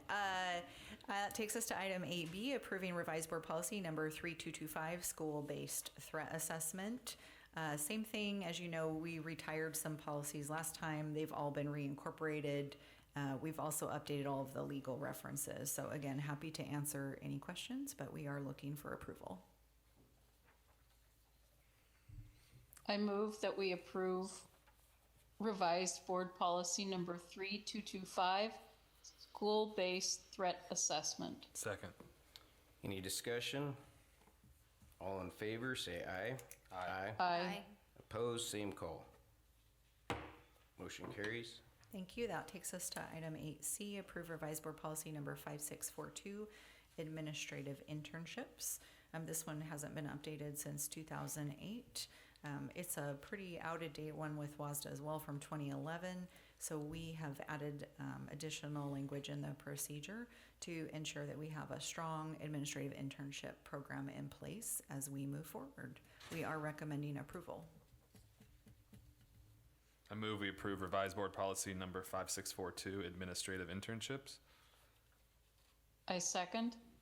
Any discussion? All in favor, say aye. Aye. Aye. Aye. Opposed, same call. Thank you. That will take us to item 8D, approve revised board policy number 6511, staff safety. This one has also not been updated since 2008, and this brings us current with WASDA model policy. We've also, in this case, added additional clarity in the accompanying procedure around CPR, AED, and first aid training that's required for many of our staff. Again, we recommend approval. I move we approve revised board policy number 6511, staff safety. Second. Any discussion? All in favor, say aye. Aye. Aye. Opposed, same call. Motion carries. Thank you. That will move us into new business. And item 9A is approving the selection of Sudeth Moving and Storage LLC and their contract for moving services. You might have heard we're opening a school this summer. And so we went through a competitive request for proposal or RFP process for firms interested in performing district-wide moving services this summer. It was published February 26th through March 6th in accordance with the law. We conducted an open site visit with interested firms on March 13th. During the site visit, we had 5 firms that participated. And as the closing date of that RFP, we received 4 proposals. They were evaluated using the following criteria: experience and qualifications, operational capacity, cost proposal, project approach, and references. And based on those, Sudeth Moving and Storage submitted the highest scoring proposal. The scores are included in the board packet, so you can see exactly what everyone scored, and you also have a copy of the contract. Happy to answer any questions. We are recommending approval. I move that we approve the selection of Sudeth Moving and Storage LLC and the accompanying contract for moving services. Second. Any discussion? All in favor, say aye. Aye. Aye. Opposed, same call. Motion carries. Thank you. That will take us to item 9B, approve intergovernmental cooperative purchasing agreement with Battleground School District for purchase of processed USDA foods. Battleground recently completed a competitive process to identify vendors capable of processing and delivering food products manufactured from USDA commodities into finished products. This is what we refer to as a piggyback contract. So when another school district or other governmental agency goes through the appropriate competitive process, we are able to then utilize their process to move forward with our own contract without repeating that work. The goal of this contract is to provide consistent product size and quality, provide flexible as needed deliveries, and reduce the amount of storage needed for commodity shipments. This also reduces the internal transportation demands with the district's current practice of receiving bulk shipments from OSPI. All products supplied are funded by the USDA Foods Entitlement Grant Funds provided to the district. Our Business Services Department has reviewed all of the bid documentation from Battleground School District and determined the contract was properly procured in accordance with state and federal requirements and includes language that allows other school districts in Washington State to rely on that process so long as there is an interlocal approved by both districts' governing boards. So accordingly, we're bringing to you this evening the intergovernmental agreement with Battleground School District. It will also go to their district as well for approval so that we can update our process. We do have Chartwells here in the audience. You've been waiting a long time, Joel, for this item. Can I get a motion? I move that we approve intergovernmental cooperative purchasing agreement with Battleground School District for purchase of processed USDA foods. Second. I second. Any discussion? All in favor, say aye. Aye. Aye. Opposed, same call. Motion carries. Thank you. That takes us to item 9C, approving the award of the Southridge Elementary Inclusive Playground Project to KCDA. We used, again, competitively procured cooperative purchasing network, the King County Directors Association, KCDA. They provide all sorts of supplies and equipment to school districts across our state. And we utilize them to select the vendor Northwest Playground for the Southridge Inclusive Playground Project. KCDA publicly solicits bids from several vendors on an annual basis to ensure fair and adequate representation in the process.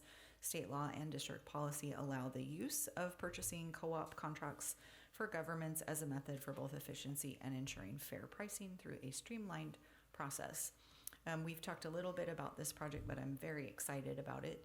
We have inclusive play structures in place at Southridge, but unfortunately the current ground is not accessible necessarily for all students with their mobility needs. So the project will remove existing bark and replace the play surface with turf, increasing accessibility for all students. We're coordinating the work with oversight provided by RNC Construction Management, and we recommend approval of this award to KCDA in the amount of $508,160.38. Happy to answer any questions.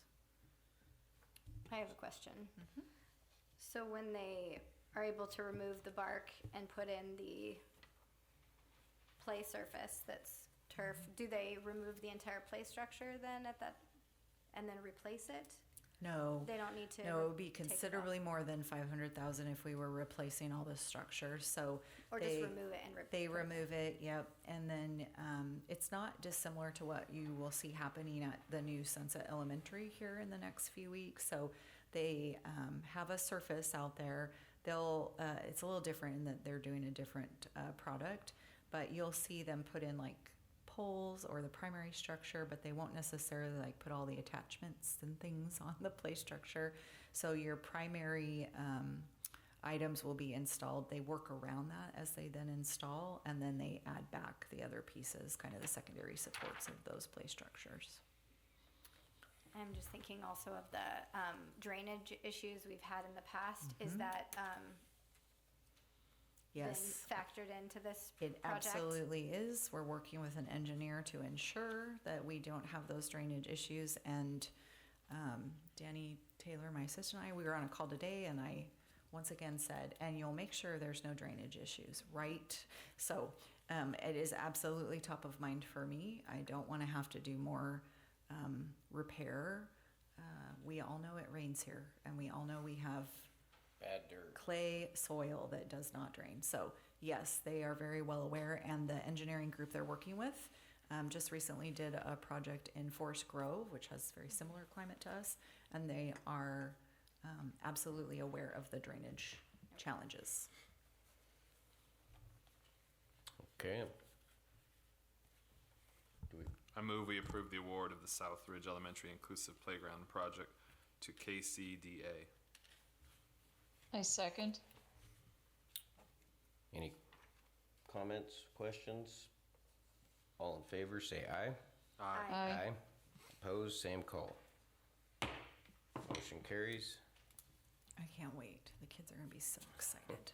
So excited. Okay, that takes us to item 9D, which I'm quite excited about, which is hearing first read of it's not a revised board policy, new board policy number 1250, students on governing boards. You heard from the kids tonight, so I don't feel like I need to give you a lot of background. But we just want to enthusiastically recommend approval of this new board policy. We will bring it back to the board for a second reading at our next meeting. We have provided for you in the packet not just the policy, which is under the board's purview, but also the procedure and the application form that the kids have developed so that you can see really that entire package. You will note, and the students talked a little bit about the timeline, because we're coming to you in May with this as a new policy, the timeline will be a little different this year, but they have actually embedded a timeline starting next year that is a little earlier in the year for the process. If we may, could we perhaps invite a few other new student faces from the council to be present for the next meeting? I'm absolutely happy to do it. They are also, we're in the season of events. Sure. So we'll do our best to get some additional kids here.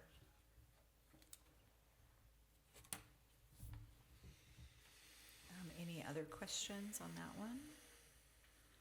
Nope, sounds good. Okay, then I'm also enthusiastic to bring you item 9E, approving the collective bargaining agreement between the Ridgefield School District and the Ridgefield Classified Association, effective September 1st, 2026 through August 31st, 2029. Our current collective bargaining agreement between the district and RCA expires this August 31st, 2026. Representatives from both sides met for multiple full-day bargaining sessions in March and April, bargaining in good faith and utilizing interest-based bargaining processes to review over 70 collective proposals in order to reach 49 separate agreements. The new 3-year agreement beginning September 1st, 2026 includes new language to address member concerns, substantial cleanup for clarity and ease of use by members and staff, and alignment to benefits of other staff groups in the district. Members of the RCA held a ratification meeting on Thursday of last week and approved the contract with 82% of members voting yes. The district is proud of the work of our labor partners, and I just definitely want to acknowledge Ashley Taylor, who is in the audience this evening. You know her face because she's here all the time, but just want to acknowledge her hard work and the hard work of the entire team that worked on this. They had a bargaining committee. Tyler, I also want to recognize Tyler Friedman, who's here. He was also on that behind the scenes committee and did a lot of work with our other folks. So this would not have been reached without the hard work of RCA President Ashley Taylor, Vice President Jody Harris, WEA Uniserv Representative Jed Rivera, and the bargaining committee, Tyler Friedman, Taylor Jones from Union Ridge, Amy Sherman from South Ridge, and Melody Morrow from Sunset and View Ridge. We recommend the board approve the agreement and further that the board formally recognize and thank RCA leadership and their bargaining team members for their work. I would just say thank you to Ashley and the great leadership you bring to the table. I'd yield my time to you if you had any comments you want to shine on the process or anything. If not, that's okay. I would say we have almost doubled the contract in length. We added 20 pages to it. And this wasn't just a process that was over bargaining. It's been over the last year and a half. Like, we have written over 10 MOUs, Dr. Jenny and I, and a lot of that played a part in the bargaining agreement. And it's a lot of work through the years. It's not just something that happened recently. So I'm really appreciative of the relationship we have with the district and our ability to work through processes and needs as they come up. Thank you. I'm going to say, leadership matters, and leadership is not easy.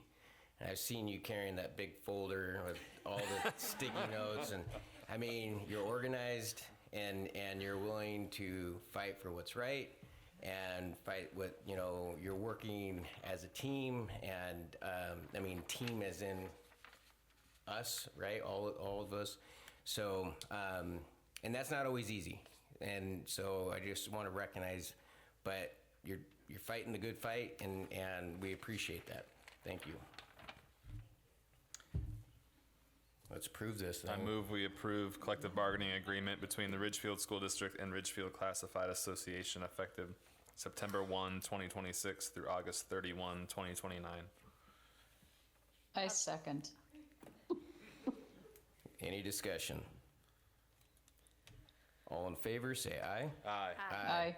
Opposed, same call. Motion carries.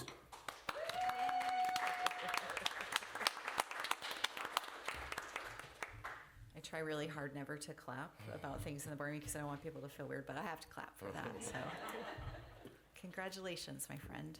Yes, a lot of hard work there. So thank you. Okay, with that, we do have executive session tonight.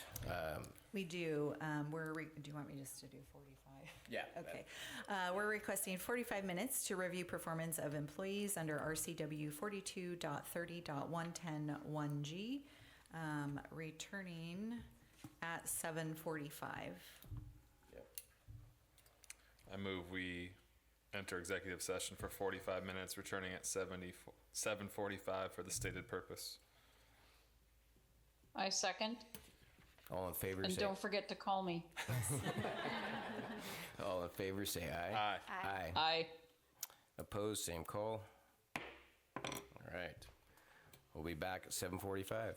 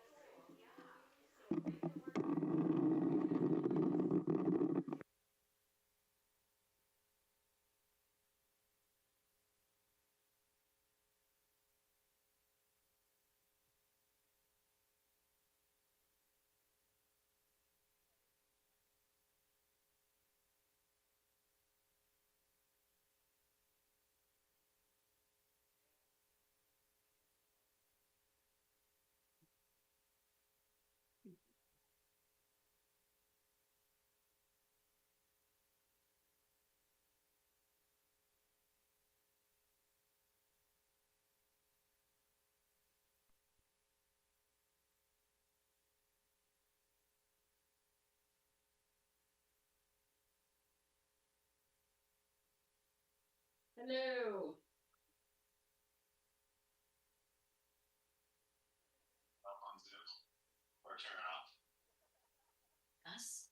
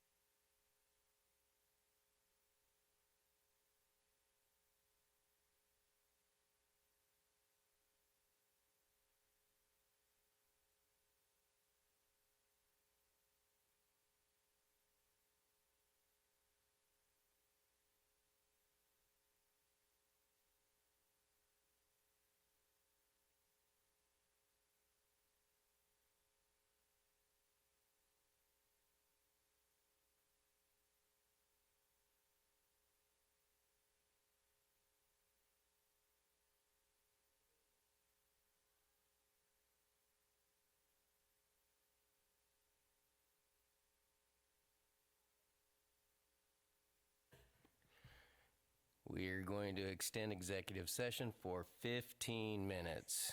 We'll be out at 8 o'clock.